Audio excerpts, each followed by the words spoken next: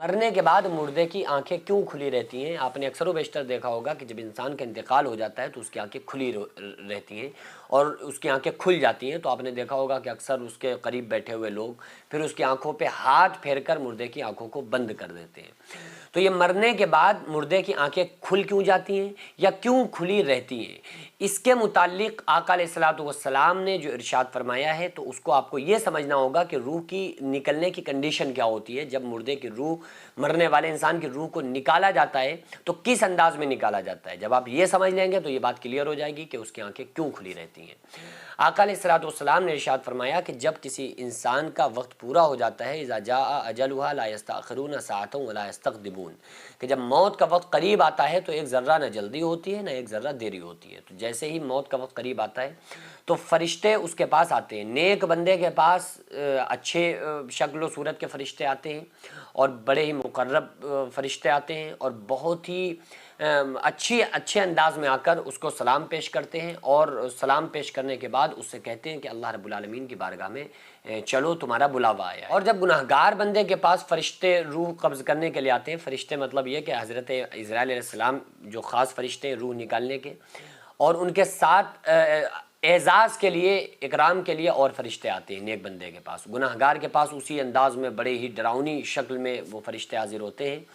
اور آ کر ان کو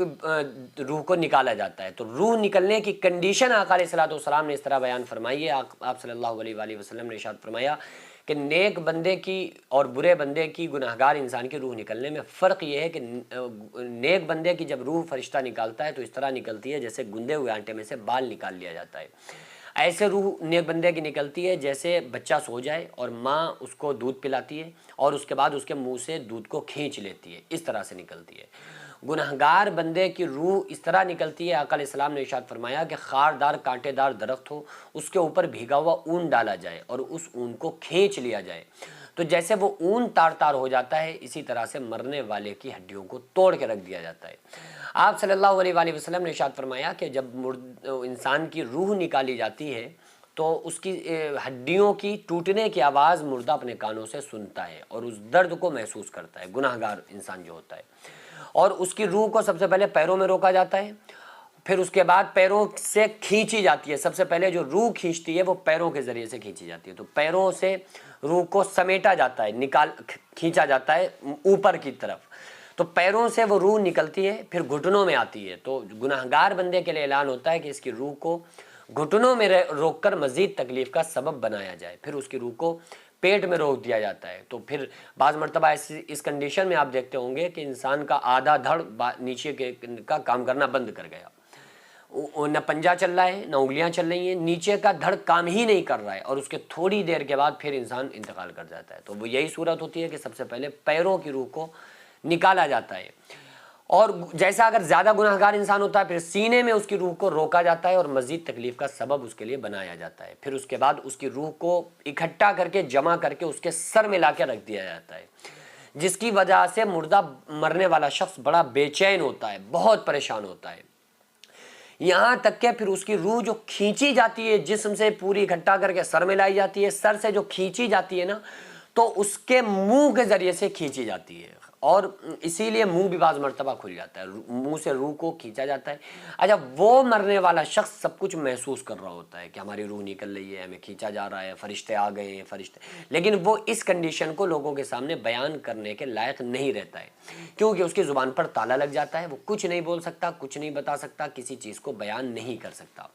اللہ تعالیٰ نے فرمایا فَلَوْلَا إِذَا بَلَغَتِ الْحُلْقُومَ وَأَنْتُمْ حِينَئِذٍ تَنظُرُونَ وَنَحْنُ أَقْرَبُ إِلَيْهِ مِنْكُمْ وَلَكِنْ لَا تُبْصِرُونَ، کہ تم بڑے دعوے کرتے تھے ہم جو چاہیں کر لیں، دیکھو ہم تمہارے قریبی رشتہ دار تمہارے فلاں شخص کی روح کو لے کر جا رہے ہیں، ہمت ہو تو روک کر دکھاؤ، اور اللہ فرما رہا ہے کہ ہم اس مرنے والے سے تم سے بھی زیادہ اس کے قریب ہوتے ہیں، لیکن وَلَكِنْ لَا تُبْصِرُونَ، تمہیں نظر نہیں آتے ہیں۔ تو جب اس کی روح کو نکالا جاتا ہے منہ کے ذریعے سے اس کی روح نکلتی ہے جسم سے باہر، اور وہ مرنے والا شخص اپنی روح کو منہ سے نکلتا ہوا اپنی آنکھوں سے دیکھتا ہے، اور اوپر تک وہ روح اس کی جا رہی ہوتی ہے، فرشتے لے جاتے ہیں، تو اس اپنی روح کو جاتا ہوا جب وہ دیکھتا ہے نا کہ ہماری روح نکل رہی ہے، جا رہی ہے، تو اس اپنی روح کو دیکھنے کے لیے وہ آنکھوں کو کھلا رکھتا ہے، تو اس لیے وہ جب روح نکل جاتی ہے تو اس کی باڈی، اس کا جسم کام کرنا بند کر دیتا ہے۔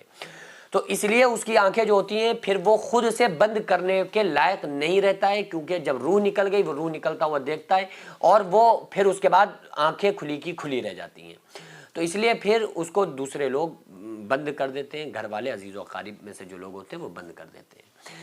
کہنے کا مقصد یہ ہے کہ یہ وقت ہر انسان کے اوپر آنا ہے، چاہے آپ کتنا بھی اس کو سننا چاہیں نہ سنیں۔ بعض لوگ کمنٹ کرتے ہیں نا کہ مفتی صاحب آپ ویڈیو میں ڈراتے بہت ہیں۔ بھائی میں ڈراتا نہیں ہوں، میں یہ کہتا ہوں کہ وہ وقت آنے سے پہلے ڈر جاؤ نا تو اس وقت پھر ڈرنے کی ضرورت نہیں پڑے گی۔ پھر جو وہ بھائی کوئی دنیا میں ایسا نہیں ہے جس کو اس وقت سے گزرنا نہ پڑے، کل نفس ذائقۃ الموت، ہر انسان کو موت کا ذائقہ چکھنا ہے۔ تو یار جب جانا ہی ہے اس دنیا سے تو پھر کیوں نہ ایسی زندگی ہو جو اللہ راضی ہو جائے، کیوں نہ ایسی زندگی ہو جس سے ہمارے نبی صلی اللہ علیہ وآلہ وسلم ہم سے راضی ہو جائے۔ اللہ رب العالمین سے دعا ہے اللہ تعالیٰ ہم تمام لوگوں کو شریعت مطہرہ کا پابند بنائے۔ وما علینا الا البلاغ۔ السلام علیکم ورحمۃ اللہ تعالیٰ وبرکاتہ۔